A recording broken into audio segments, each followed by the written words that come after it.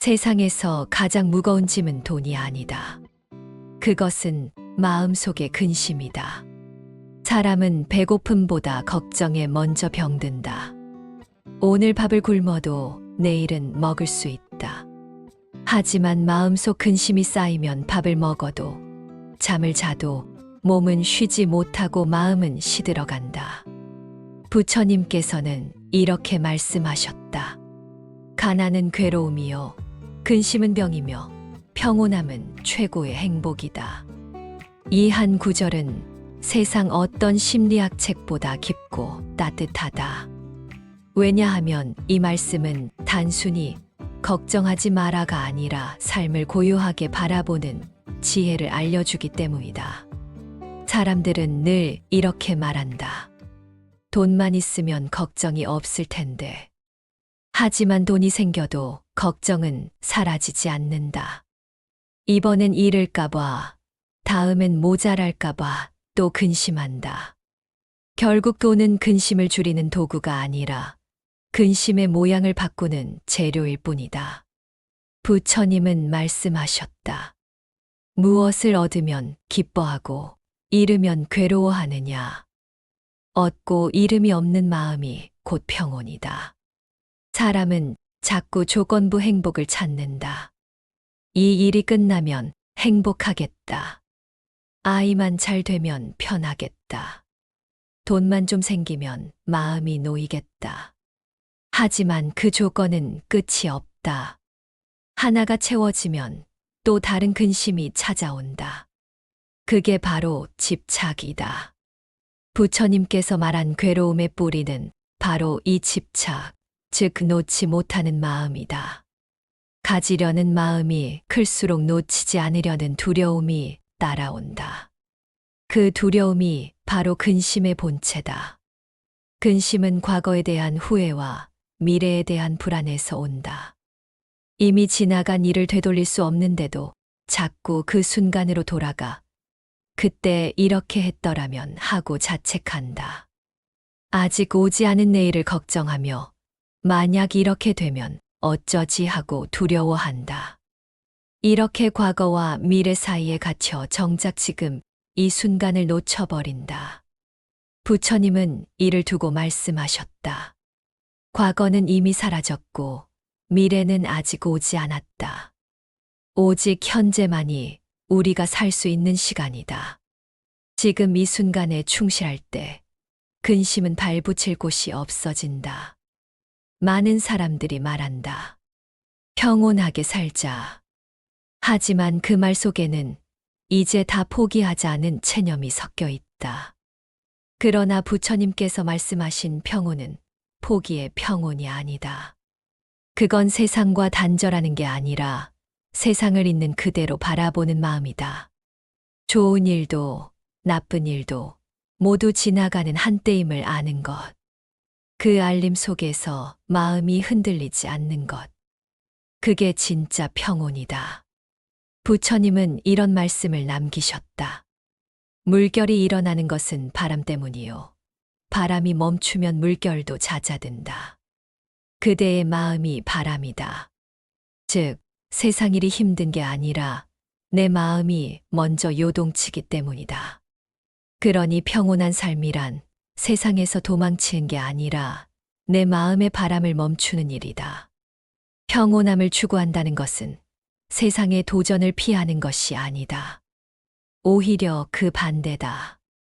마음이 고요할 때 우리는 더 명확하게 상황을 보고 더 지혜롭게 대응할 수 있다. 태풍 속에서도 중심은 고요한 것처럼 삶의 폭풍 속에서도 내면의 평온을 지킬 수 있다면 우리는 어떤 상황도 헤쳐나갈 수 있다. 부처님은 제자들에게 이렇게 가르치셨다. 큰 나무는 뿌리가 깊기에 바람에 쓰러지지 않는다. 평온한 마음은 뿌리가 깊은 나무와 같아서 세상의 어떤 바람에도 흔들리지 않는다. 부처님은 인간이 괴로워지는 이유를 3가지로 말씀하셨다. 탐, 진, 치. 즉, 탐욕과 성냄과 어리석음이다. 탐욕은 더 가지려는 마음, 성냄은 내 뜻대로 안 되는 분노. 어리석음은 모르는 데서 오는 두려움이다. 이 세 가지는 늘 마음을 어지럽히고 근심의 불씨를 키운다. 그 불을 끄는 방법은 하나뿐이다. 멈추어 바라보는 것. 그냥 알아차리는 것이다. 아, 내가 지금 욕심을 내고 있구나. 내가 지금 화가 났구나. 내가 지금 불안하구나. 이렇게 마음을 알아차리면 그 불은 더 이상 번지지 않는다. 부처님은 말씀하셨다. 마음을 다스리는 자는 자신을 다스리는 자다. 바깥 세상을 바꾸는 것보다 자신의 마음을 다스리는 것이 훨씬 더 어렵지만 그것이 진정한 자유의 길이라고 하셨다. 탐욕을 보면 현대인은 끝없는 욕망의 굴레에 갇혀 산다. 더 좋은 차, 더 큰 집, 더 높은 연봉. 하나를 얻으면 또 다른 것이 눈에 들어온다. SNS를 보면 남들은 다 나보다 나은 것 같고 내가 가진 것은 늘 부족해 보인다. 이 비교의 함정이 바로 탐욕이 만들어낸 근심이다. 성냄도 마찬가지다. 세상이 내 뜻대로 되지 않을 때 우리는 화를 낸다. 부하 직원이 일을 제대로 못할 때, 자녀가 말을 안 듣을 때, 배우자가 내 마음을 몰라줄 때. 하지만 부처님은 말씀하셨다. 화를 내는 것은 타인을 벌주려고 자신이 독을 마시는 것과 같다. 화는 상대방보다 나 자신을 더 깊이 상처 입힌다. 어리석음은 가장 깊은 근심을 만든다. 우리는 모르기 때문에 두려워한다. 죽음이 두려운 것도, 미래가 불안한 것도 결국 모르기 때문이다. 부처님은 이 무명을 깨트리는 것이 깨달음의 시작이라고 하셨다. 알면 두렵지 않고, 이해하면 화가 나지 않으며, 깨달으면 욕심이 사라진다. 평온한 사람은 다르다. 말이 부드럽고 눈빛이 따뜻하다. 그 사람은 늘 조용하지만 그 곁에 있으면 이상하게 마음이 편해진다. 그건 꾸며서가 아니다. 그는 이미 세상의 시끄러움에서 한 걸음 물러나 자신의 마음을 바라보는 법을 배웠기 때문이다. 부처님은 이렇게 말씀하셨다. 평온한 마음은 향기와 같아 바람을 거슬러도 사라지지 않는다. 진짜 평온은 꾸미는 게 아니라 그냥 배어나오는 향기다. 그 향기는 말보다 더 멀리 전해진다. 평온한 부모는 자식에게 불안을 물려주지 않고 평온한 사람은 주변의 다툼을 잠재운다. 그 한 사람의 고요가 10사람의 마음을 편하게 한다. 평온한 사람을 보면 알 수 있다. 그들은 급하지 않다. 천천히 말하고 천천히 움직인다. 하지만 그 느림 속에 깊이가 있다. 그들의 말 한마디는 100마디 잔소리보다 무겁고 그들의 침묵은 1000마디 위로보다 따뜻하다. 부처님께서 제자들과 함께 걸으실 때의 일이다. 한 제자가 물었다. 스승님, 어찌하여 스승님께서 걸으시면 먼지가 일지 않는 것처럼 보입니까? 부처님은 미소 지으며 말씀하셨다.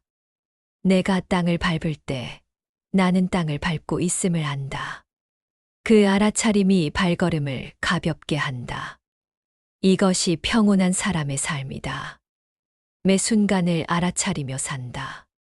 밥을 먹을 때는 밥 먹는 것에 집중하고 걸을 때는 걷는 것에 집중한다. 과거를 후회하거나 미래를 걱정하느라 현재를 놓치지 않는다. 그래서 그들의 삶은 온전하고 그들의 마음은 충만하다. 부처님은 제자들에게 이렇게 말씀하셨다. 줄을 너무 조이면 현이 끊어지고 너무 느슨하면 소리가 나지 않는다. 이것이 바로 중도의 가르침이다. 요즘 사람들은 너무 조여 산다. 끝없이 자신을 몰아붙인다. 이 정도는 해야지. 남들 다 하니까 나도 해야지. 이 나이에 이만큼은 있어야지. 이런 생각들이 사람을 병들게 한다. 부처님은 그 길을 경계하셨다. 그분은 우리에게 말씀하셨다. 너무 힘들게 살지 마라. 그대는 이미 충분하다. 사람은 누구나 모자란 존재다. 그 모자람을 인정할 때 비로소 마음이 편해진다. 완벽을 쫓지 말고 오늘 하루를 잘 견뎠다면 그것으로 족하다. 그게 부처님이 말씀하신 평온의 시작이다. 중도란 극단을 피하는 것이다. 지나친 금욕도 지나친 방종도 아닌 균형 잡힌 삶. 너무 애쓰지도 너무 게으르지도 않은 삶. 그 중간에서 우리는 지속 가능한 행복을 찾을 수 있다. 현대 사회는 우리에게 끊임없이 더 빠르게, 더 많이, 더 높이 올라가라고 요구한다. 하지만 그 경주에서 우리는 정작 중요한 것을 잃는다. 가족과의 시간, 자신을 돌보는 여유, 삶을 음미하는 기쁨. 부처님은 이렇게 말씀하셨다. 빨리 가려고 서두르는 자는 목적지에 늦게 도착한다. 천천히 걸으며 길을 즐기는 자가 제 시간에 도착한다. 우리는 쉬는 것을 두려워한다. 쉬면 뒤처질 것 같고 게으른 사람으로 보일 것 같다. 하지만 진정한 쉼은 게으름이 아니다. 그것은 재충전이고 성찰이며 성장의 밑거름이다. 활을 계속 당기고만 있으면 활시위가 끊어진다. 때로는 놓아주어야 다시 힘차게 당길 수 있다. 부처님께서 어느 날 제자에게 물으셨다. 그대의 손에 물을 쥐면 어떻게 되느냐? 제자가 대답했다. 곧 흘러내립니다. 부처님은 말씀하셨다. 그렇다. 세상 일도 그와 같다. 쥐려 하면 흘러가고 놓으면 고이 머문다. 사람들은 늘 손에 뭔가를 쥐고 산다. 돈, 자식, 명예, 체면하지만 그걸 쥐려 할수록 소나기가 아프고 마음은 더 불안해진다. 내려놓는다는 건 포기가 아니라 그것이 내 것이 아님을 인정하는 것이다. 그 순간 마음이 가벼워진다. 그 가벼움이 바로 평온이다. 부모는 자식을 내려놓아야 한다. 자식은 부모의 소유물이 아니다. 잠시 내 품에 머물다 세상으로 나가는 독립된 존재다. 자식의 인생을 내가 설계하려 하고 내 뜻대로 만들려 하면 자식도 나도 불행해진다. 사랑한다면 놓아주어야 한다. 그래야 자식도 자유롭고 부모도 평온하다. 직장인은 일을 내려놓아야 한다. 일은 삶의 전부가 아니다. 일에 몰두하는 것은 좋지만 일에 집착하면 삶의 균형을 잃는다. 승진하지 못해도 프로젝트가 실패해도 인생이 끝나는 것은 아니다. 일의 성패에 내 가치를 걸지 말자. 나는 내가 하는 일 이상의 존재다. 누구나 과거의 상처를 내려놓아야 한다. 누군가에게 받은 상처, 내가 저지른 실수, 놓친 기회들. 그것들을 붙들고 있으면 현재를 살 수 없다. 부처님은 말씀하셨다. 과거는 이미 타버린 재와 같다. 그것을 붙들고 있으면 손만 더러워질 뿐이다. 내려놓음의 가장 큰 대상은 바로 나라는 집착이다. 내 생각이 옳다는 집착, 내가 인정받아야 한다는 집착, 내가 특별하다는 집착. 이 나를 내려놓을 때 진정한 자유가 온다. 부처님은 이를 무아라고 하셨다. 고정된 나는 없다. 매 순간 변하는 나를 인정할 때 우리는 비로소 자유로워진다. 부처님은 말씀하셨다.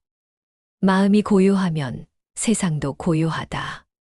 세상은 그대로인데 내 마음이 바뀌면 세상이 달라 보인다. 비 오는 날에도 하늘이 예쁘게 보이고 혼자 있어도 외롭지 않다. 이건 마법이 아니다. 그저 마음이 잔잔해졌기 때문이다. 마음이 평온하면 작은 일에도 감사할 줄 알게 된다. 누군가의 인사에 미소 짓고 오늘 하루 밥을 먹을 수 있음에 고마워한다. 그 마음이 쌓이면 삶은 어느새 고요하고 따뜻한 색으로 변한다. 어느 날 한 제자가 부처님께 물었다. 스승님, 저는 왜 늘 불행하고 세상은 왜 이리 힘듭니까? 부처님은 창밖을 가리키며 말씀하셨다. 저기 꽃이 보이느냐? 네, 보입니다. 그 꽃은 어제도 거기 있었다. 하지만 그대는 보지 못했다. 세상이 변한 게 아니라 그대의 마음이 변한 것이다. 우리는 마음에 색안경을 끼고 세상을 본다. 불안한 마음으로 보면 세상은 위협으로 가득하고 감사한 마음으로 보면 세상은 축복으로 넘친다. 같은 상황도 마음에 따라 천국이 되기도 하고 지옥이 되기도 한다. 부처님은 이렇게 말씀하셨다. 모든 것은 마음이 만들어낸다. 마음이 청정하면 세상도 청정하고 마음이 더러우면 세상도 더럽다. 세상을 바꾸려 하기 전에 먼저 내 마음을 들여다보자. 그 안에 평온이 깃들면 세상은 저절로 아름다워진다. 부처님은 말씀하셨다. 세상 모든 복 중에 만족이 가장 큰 복이다. 만족은 더 이상 필요하지 않다는 뜻이 아니다. 지금 이대로도 충분하다는 마음이다. 그 마음이 있는 사람은 가진 것이 없어도 풍요롭다. 반면 만족을 모르는 사람은 아무리 가져도 늘 모자라다. 그래서 진짜 부자는 돈이 많은 사람이 아니라 근심이 적은 사람이다. 그는 가진 것보다 마음을 먼저 돌본다. 잠들기 전 스스로에게 말한다. 오늘도 잘 견뎠다. 이것이면 충분하다. 그 한마디가 다음 날의 평온을 부른다. 부처님께서 탁발을 하실 때의 일이다. 어느 부자가 부처님께 많은 음식을 대접하려 했지만 부처님은 작은 한 그릇만 받으셨다. 부자가 물었다. 왜 더 받지 않으십니까? 부처님은 미소 지으며 답하셨다. 배가 부르면 더 먹어도 즐겁지 않다. 적게 먹어도 감사히 먹으면 그것이 최고의 음식이다. 현대인은 풍요 속에서 가난하다. 물질은 넘쳐나지만 마음은 늘 비어 있다. 더 많이 가지려 하지만 가질수록 공허함만 커진다. 왜일까? 물질로는 마음의 허기를 채울 수 없기 때문이다. 진짜 부는 마음의 여유다.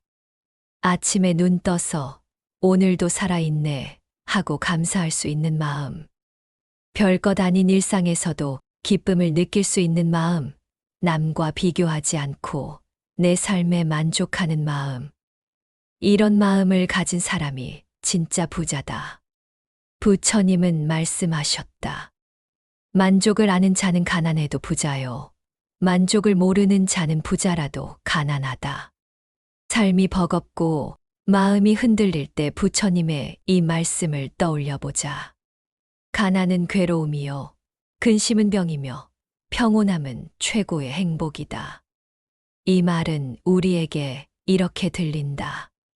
가난을 두려워하지 말라. 근심을 키우지 말라. 평온을 잃지 말라. 평온은 멀리 있지 않다.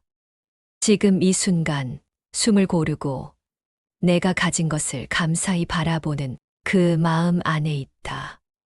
그게 부처님께서 보여주신 고요한 삶의 길이다. 부처님은 또한 이렇게 말씀하셨다.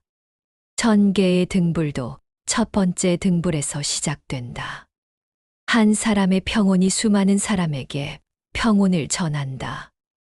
내가 평온해지면 가족이 평온해지고, 가족이 평온해지면 이웃이 평온해진다. 평온은 전염된다. 좋은 의미로 그러니 오늘부터 작은 것부터 시작하자. 아침에 일어나 깊게 숨을 쉬며 오늘 하루를 평온하게 살겠다고 다짐하는 것. 화가 날 때 잠시 멈추고 3번 호흡하는 것. 잠들기 전 하루를 돌아보며 나는 충분히 잘했다고 인정하는 것. 이런 작은 실천들이 모여 평온한 삶을 만든다. 부처님은 늘 지금 여기를 강조하셨다. 과거는 이미 지나갔고 미래는 아직 오지 않았다. 우리가 살 수 있는 시간은 오직 현재뿐이다. 하지만 현대인은 언제나 과거나 미래에 산다. 출근길에 어제 있었던 실수를 떠올리며 후회하고 점심시간엔 내일 있을 회의를 걱정한다. 정작 지금 이 순간 하늘이 얼마나 푸른지, 밥이 얼마나 맛있는지는 느끼지 못한다. 부처님은 제자들에게 마음 챙김을 가르치셨다. 지금 하고 있는 일에 온전히 집중하는 것. 걸을 때는 걸음에, 먹을 때는 음식에, 대화할 때는 상대방에게 온전히 집중하는 것. 이것이 바로 현재를 사는 법이다. 한 제자가 물었다. 스승님, 깨달음은 언제 오나이까? 부처님은 답하셨다. 지금이다. 깨달음은 과거에서도 미래에서도 오지 않는다. 지금 이 순간을 온전히 살 때 깨달음은 이미 그곳에 있다. 현재를 산다는 것은 멀티태스킹을 멈추는 것이다. 스마트폰을 보면서 밥 먹고, TV를 보면서 대화하고, 음악을 들으면서 일하는 삶. 이런 삶 속에서 우리는 그 무엇도 제대로 경험하지 못한다. 한 번에 한 가지만 하자. 그것에 온전히 집중하자. 그러면 삶은 훨씬 풍요로워진다. 평온은 혼자만의 문제가 아니다. 우리는 관계 속에서 살아간다. 가족, 친구, 동료들과의 관계 속에서 우리는 기쁨도 느끼지만 근심도 생긴다. 부처님은 말씀하셨다. 미움으로는 미움을 끝낼 수 없다. 오직 사랑으로만 미움은 끝난다. 관계에서 생기는 갈등과 상처, 그것을 평온으로 치유하는 법을 부처님은 가르쳐 주셨다. 먼저 기대를 내려놓아야 한다. 우리가 관계에서 상처받는 이유는 대부분 기대 때문이다. 가족이라면 당연히 이래야지. 친구라면 이 정도는 해줘야지. 이런 기대가 충족되지 않을 때 우리는 실망하고 화를 낸다. 부처님은 말씀하셨다. 기대는 괴로움의 씨앗이다. 기대 없이 베풀고 바람 없이 사랑하라. 상대방에게 무엇을 바라지 말자. 그저 내가 줄 수 있는 것을 주고 내가 할 수 있는 것을 하자. 그러면 실망도 원망도 생기지 않는다. 다음으로 이해를 실천해야 한다. 상대방이 나를 힘들게 할 때, 왜 저래? 라고 판단하기 전에 무엇이 저 사람을 저렇게 만들었을까? 라고 이해하려 노력하자. 모든 행동에는 이유가 있다. 그 이유를 이해하면 화가 누그러진다. 부처님께서 어느 날 한 남자에게 욕을 들으셨다. 제자들이 분노했지만 부처님은 평온하셨다. 그 남자가 떠난 후 제자가 물었다. 스승님, 어찌 화가 나지 않으십니까? 부처님은 답하셨다. 누군가 선물을 주는데 내가 받지 않으면 그 선물은 누구의 것이냐? 당연히 준 사람의 것입니다. 그렇다. 저 사람의 욕도 내가 받지 않았으니 그의 것이다. 이것이 평온한 관계의 비밀이다. 상대방의 부정적 에너지를 받지 않는 것. 그것을 내 것으로 만들지 않는 것. 욕을 먹어도 비난을 받아도 그것을 그냥 흘려보내면 내 마음은 평온을 유지한다. 또한 관계에서 경계를 지키는 것도 중요하다. 평온하다고 해서 모든 것을 참아야 하는 건 아니다. 나를 해치는 관계, 나를 지치게 하는 관계에서는 거리를 둘 수 있어야 한다. 부처님도 독이 든 음식을 주면 받지 않으셨다. 사랑과 자비도 지혜와 함께 해야 한다. 가장 중요한 것은 용서다. 과거의 상처를 붙들고 있으면 현재의 관계가 병든다. 용서는 상대방을 위한 것이 아니다. 나 자신을 자유롭게 하기 위한 것이다. 부처님은 말씀하셨다. 용서는 과거를 바꾸지 못하지만 미래를 넓힌다. 부처님은 감사의 중요성을 강조하셨다. 감사는 단순한 예의가 아니라 평온으로 가는 길이다. 감사는 관점을 바꾼다. 없는 것에 집중하면 늘 불만이지만 있는 것에 집중하면 감사가 넘친다. 같은 컵을 두고 반밖에 없네라고 할 수도 있고 반이나 있네라고 할 수도 있다. 어느 쪽을 선택하느냐는 전적으로 내 몫이다. 아침에 눈을 떴다면 감사하자. 오늘도 숨 쉬고 걷고 생각할 수 있다는 것에. 밥을 먹을 수 있다면 감사하자. 세상에는 오늘 굶는 사람이 얼마나 많은가. 가족이 있다면 감사하자. 혼자가 아니라는 것, 누군가 내 이름을 부른다는 것이 얼마나 큰 축복인가. 감사는 과거의 좋은 일만을 대상으로 하지 않는다. 어려웠던 시간, 힘들었던 순간에도 감사할 수 있다. 그 시간이 나를 더 강하게 만들었고, 더 지혜롭게 만들었다면 그것도 감사의 대상이다. 부처님은 말씀하셨다. 감사하는 마음은 모든 선한 마음의 뿌리다. 감사가 있으면 욕심이 줄고 욕심이 줄면 근심이 사라진다. 그래서 감사는 평온으로 가는 가장 빠른 길이다. 매일 잠들기 전 감사 일기를 써보자. 오늘 감사한 3가지를 적는 것. 처음에는 거창한 것을 찾으려 하지만 점차 작은 것에서도 감사를 찾게 된다. 햇살, 미소, 따뜻한 물. 이런 작은 것들이 쌓여 삶이 풍요로워진다. 가난보다 더 무서운 건 근심이다. 돈이 부족하면 조금 덜 쓰면 되지만 마음이 병들면 아무리 많은 것을 가져도 허전하다. 부처님은 우리에게 그 근심을 치유하는 방법을 알려주셨다. 비우고 내려놓고 만족하라. 그리하면 근심이 사라지고 그 자리에 평온이 피어난다. 평온은 환경이 만들어주는 것이 아니다. 모든 것이 완벽할 때 오는 것도 아니다. 평온은 선택이다. 어떤 상황에서도 마음의 중심을 잡고 지금 이 순간에 집중하며 감사하는 마음으로 사는 것. 그것이 평온이다. 오늘 하루 너무 힘들게 살지 말자. 모자라도 괜찮고 느려도 괜찮다. 그대의 마음이 편하면 세상도 그대에게 고요히 미소 지을 것이다. 부처님은 우리에게 말씀하신다. 평온은 멀리 있지 않다. 지금 이 순간 마음을 고요히 하면 그것이 곧 평온이다. 그러니 지금 이 글을 읽는 이 순간부터 시작하자. 깊게 숨을 쉬고 어깨에 힘을 빼고 스스로에게 말하자. 나는 충분하다. 나는 괜찮다. 나는 평온하다. 이 한마디가 근심을 녹이고 마음의 고요를 가져온다. 그 고요 속에서 우리는 비로소 진짜 삶을 산다.